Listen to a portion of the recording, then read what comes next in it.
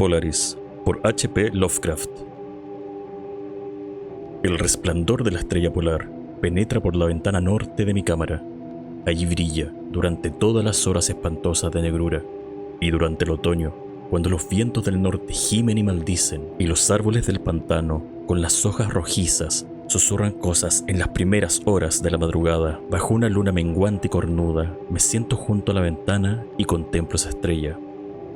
En lo alto tiembla reluciente Casiopea, hora tras hora, mientras la osa mayor se eleva pesadamente por detrás de los árboles empapados de vapor que el viento de la noche balancea. Antes de romper el día, Arcturus parpadea rojoso por encima del cementerio de la loma, y la cabellera de Berenice resplandece espectral allá, en el horizonte misterioso. Pero la estrella polar sigue mirando con recelo, fija en el mismo punto de la negra bóveda, parpadeando espantosamente como un ojo insensato y vigilante que pugna por transmitir algún extraño mensaje, aunque no recuerda nada, salvo que un día tuvo un mensaje que transmitir. Sin embargo, cuando el cielo se nubla, consigo conciliar el sueño. Nunca olvidaré la noche de la gran aurora, cuando jugaban sobre el pantano los horribles centelleos de la luz demoníaca. Después de los destellos, llegaron las nubes, y luego el sueño. Y bajo una luna menguante cornuda, vi la ciudad por primera vez. Se sentaba callada y soñolienta sobre una meseta que se alzaba en una depresión entre picos extraños. Sus murallas eran de horrible mármol, al igual que sus torres, columnas, cúpulas y pavimentos. En las calles había columnas de mármol en cuya parte superior se alzaban esculpidas imágenes de hombres barbudos cuya suerte ya está sentenciada. El aire era cálido y manso, y en lo alto, apenas 10 grados del cenit, brillaba vigilante esa estrella polar. Mucho tiempo estuve contemplando la ciudad sin que llegara el día. Cuando el rojo Aldebarán, que parpadea a baja altura sin ponerse, llevaba ya hecho un cuarto de su camino por el horizonte, vi luz y movimiento en las casas y calles. Formas extrañamente vestidas, a un tiempo nobles y familiares, deambulaban bajo la luna menguante y cornuda. Los hombres hablaban sabiamente en una lengua que yo entendía, si bien era distinta a la que conocía. Y cuando el rojo Aldebarán hubo recorrido más de la mitad de su trayecto, volvió el silencio y la oscuridad. Al despertar ya no fui al de antes. Había quedado grabada en mi memoria la visión de la ciudad, y en mi alma había despertado un recuerdo brumoso, de cuya naturaleza no estaba entonces seguro.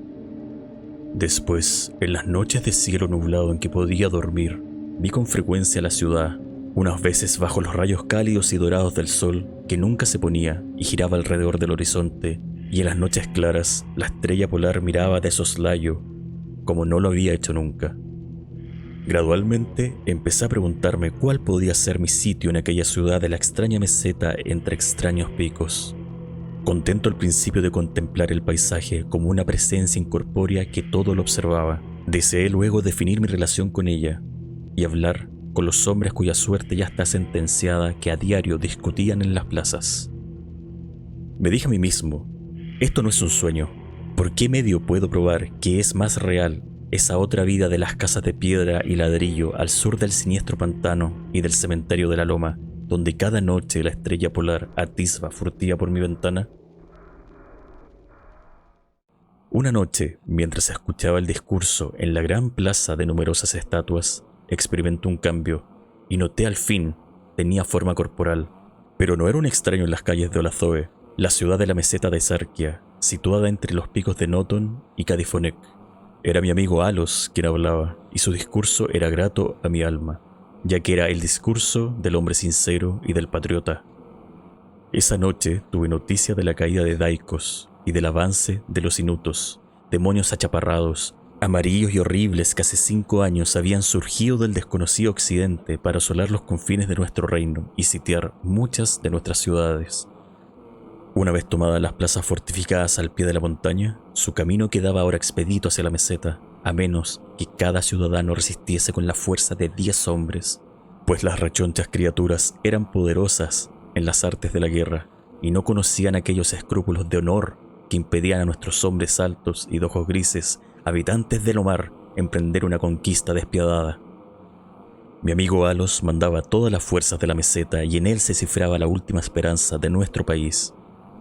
En este momento hablaba de los peligros que había que afrontar y exhortaba a los hombres de Olazoe, los más bravos de los lomarianos, a perpetuar la tradición de sus antepasados, quienes al verse obligados a abandonar Sovna y desplazarse hacia el sur ante el avance de los cielos, incluso nuestros descendientes tendrán que dejar un día las tierras de Lomar. Barrieron gallarda y victoriosamente a los genopques, caníbales velludos y de largos brazos que se oponían a su paso. Alos me había rechazado como un guerrero, ya que era débil y propenso a extraños desmayos cuando me sometía a la fatiga y al esfuerzo.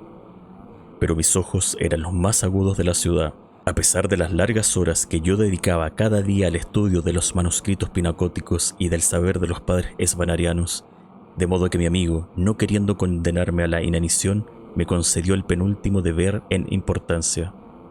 Me envió a la atalaya de Tapnen para ser allá de ojos de nuestro ejército, en caso que los inutos intentasen conquistar la ciudadela por el estrecho paso que hay detrás del pico de Nod y sorprender por allí a la guarnición. Yo debía encender la señal de fuego que advertía a los soldados que aguardaban y salvar a la ciudad de su inmediata destrucción. Subí solo a la torre, ya que los hombres fuertes eran todos necesarios abajo en los desfiladeros. Tenía el cerebro dolorosamente embotado por la excitación y el cansancio, ya que no había dormido desde hacía muchos días, pero mi resolución era firme, pues amaba mi tierra natal de Lomar y la marmórea ciudad de Olazoe, situada entre los picos de Noton y Cadifonec. Pero cuando estaba en la cámara más alta de la torre, percibí la luna roja, siniestra, menguante, cornuda, temblando entre los vapores que flotaban sobre el lejano valle de Vanov. A través de la abertura del techo brilló la pálida estrella polar, parpadeando como si estuviera viva y mirando furtiva como un demonio de tentación. Creo que su espíritu me susurró consejos malvados, sumiéndome en una traidora somnolencia, con una rítmica y condenable promesa que repetía una y otra vez. Duerme, vigía, hasta que las esferas giren 26.000 años y yo regrese al lugar donde ahora ardo. Después, otros astros surgirán en el eje de los cielos, astros que sosieguen, astros que bendigan. Solo cuando mi órbita concluya, turbará el pasado tu puerta.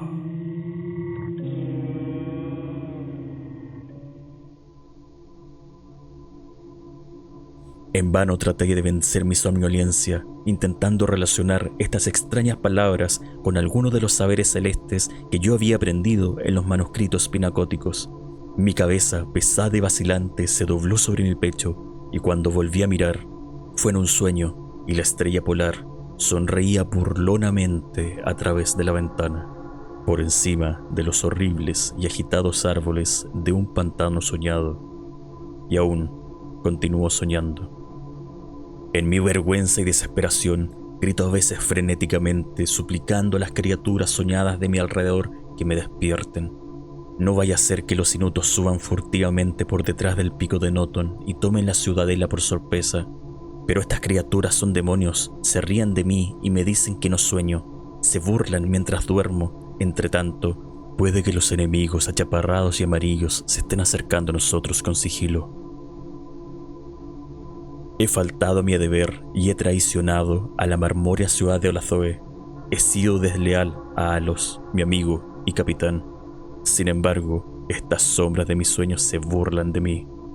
Dicen que no existe ninguna tierra de Lomar, salvo en mis nocturnos desvaríos, que en esas regiones donde la estrella polar brilla en lo alto y donde el rojo Aldebarán se arrastra lentamente por el horizonte, no ha habido otra cosa que hielo y nieve durante milenios, ni otros hombres que esas criaturas rechonchas y amarillas, marchitas por el frío, que se llaman esquimales.